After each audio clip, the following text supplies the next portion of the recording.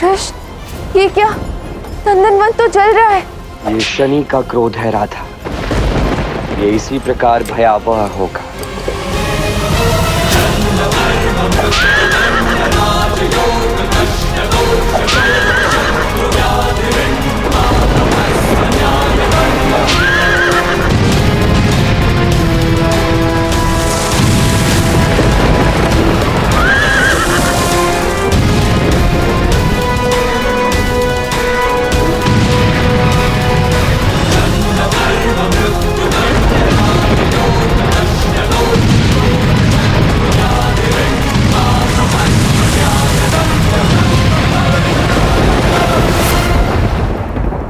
तुम ठीक तो?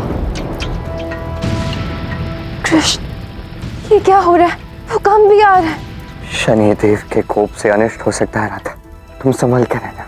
हम चारों ओर से अग्नि से घिरे हुए हैं, ठीक है? चलो। श्री कृष्ण ने मुझे और तुम्हें प्रेम के बदले केवल प्रतीक्षा दी। भ्राता शनि, आप इस नंदनवन गुफा में कृष्ण के जन्म के पश्चात केवल उनकी एक झलक देखने के लिए वर्षों से प्रतीक्षा कर रहे हो, और मैं वृंदावन में कृष्ण से भेंट करने के लिए प्रतीक्षा कर रही हूँ।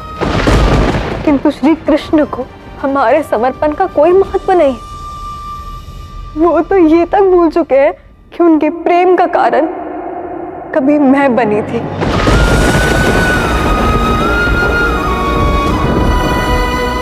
भ्राता शनि, आप मुझे बताइए कि जो उन्होंने मेरे साथ किया, जो आपके साथ किया, क्या वो उचित है?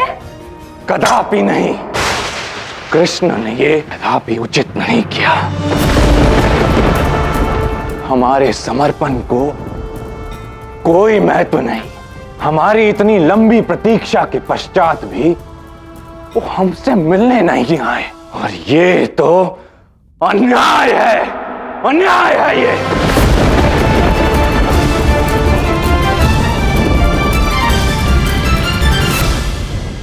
शनिदेव,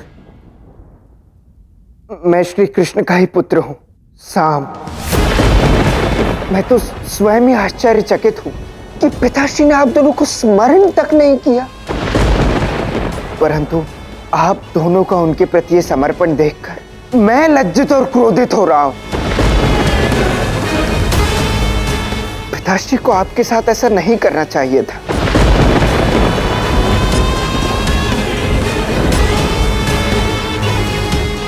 द्वारकाधीश को आप दोनों का कोई भी महत्व नहीं।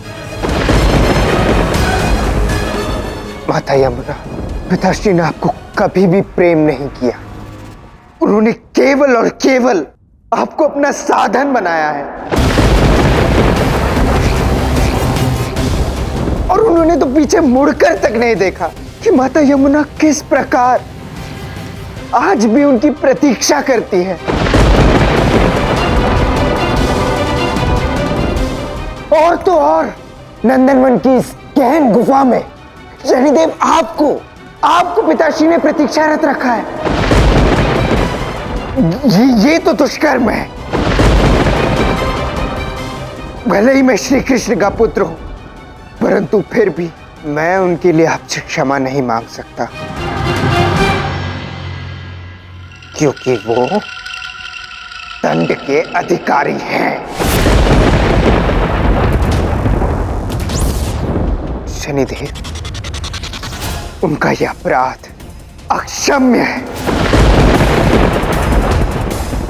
अब चाहे जो कुछ भी हो जाए, आप श्री कृष्ण को उनके कर्मों का फल अवश्य देना। आपने उनकी इतनी प्रतीक्षा की है, अब यदि वो आपके समक्ष आ भी जाए ना शनिदेव, तब भी शनिदेव आप उन्हें दंडित करने का विचार मत त्यागिएगा, क्योंकि यदि आज आप रुक गए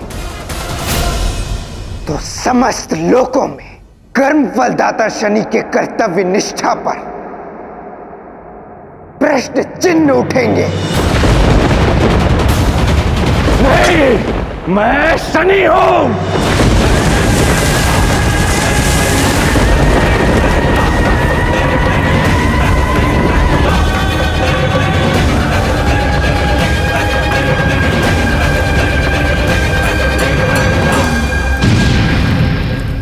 मैं अपना कर्तव्य अच्छी तरह जानता हूं और मेरा कर्तव्य है कर्म का फल प्रदान करना।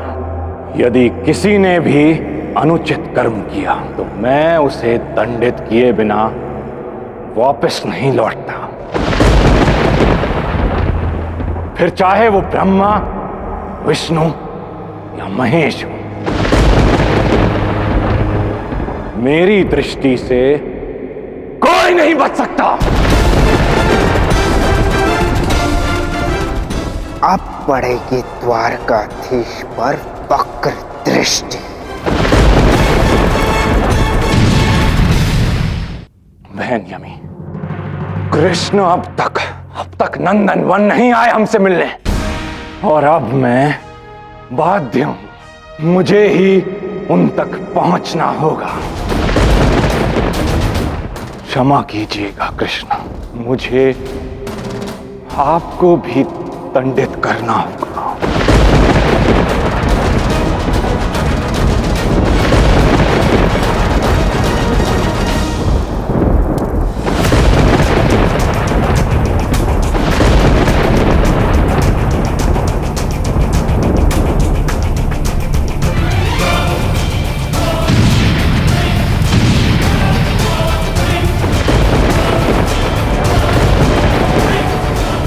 अब होगी मेरी मनोकामना पूर्ण।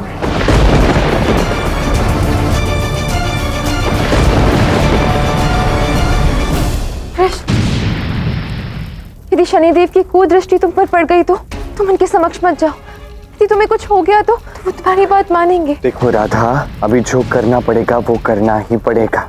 मुझे नहीं पता आगे क्या होगा, मुझे नहीं पता, मेरे हाथ में कुछ भी नहीं है। किंतु यदि कोप से उनकी कुदृष्टि मुझ पर पड़ती तो वो भी सह लूंगा। किंतु ये निश्चित रूप से मैं जानता हूं कि शनिदेव के कोप से मुझे समस्त सृष्टि को बचाना है। चल।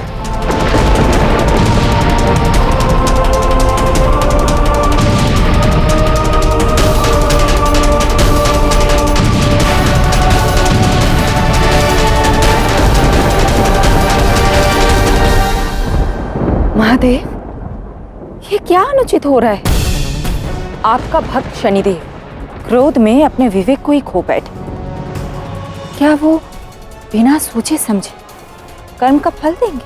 त्रुटि सबसे होती है गौरी, शनि से भी, और इस समय शनि अत्यंत क्रोधित है।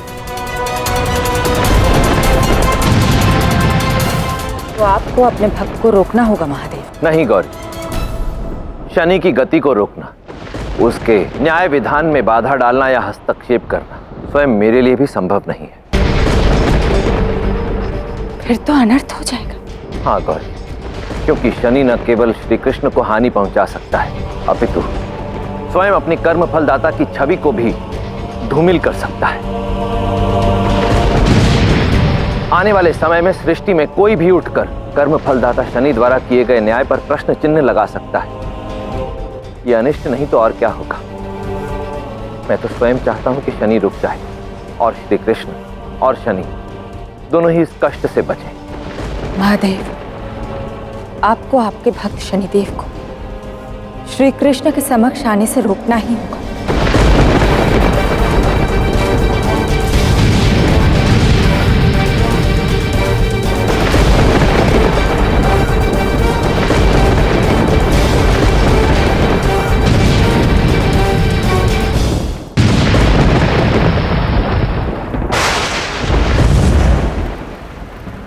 कर्तव्य को पूर्ण करने निकले हो ना शनिदेव, किंतु ये मत भूलो, ये कर्तव्य नहीं अपितु तुम्हारा व्यक्तिगत विद्वेष भी तुम्हें कृष्ण की ओर खींच रहा है, जो सर्वथा अनुचित है।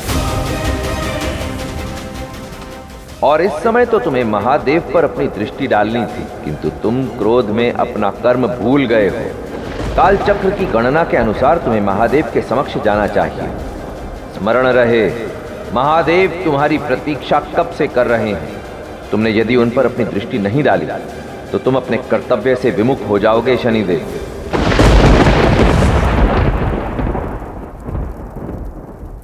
शनिदेव, कहां जा रहे हैं आप? शनि, आप तो कृष्ण के समक्ष जाने वाले थे ना, फिर विपरीत दिशा में क्यों जा रहे हैं?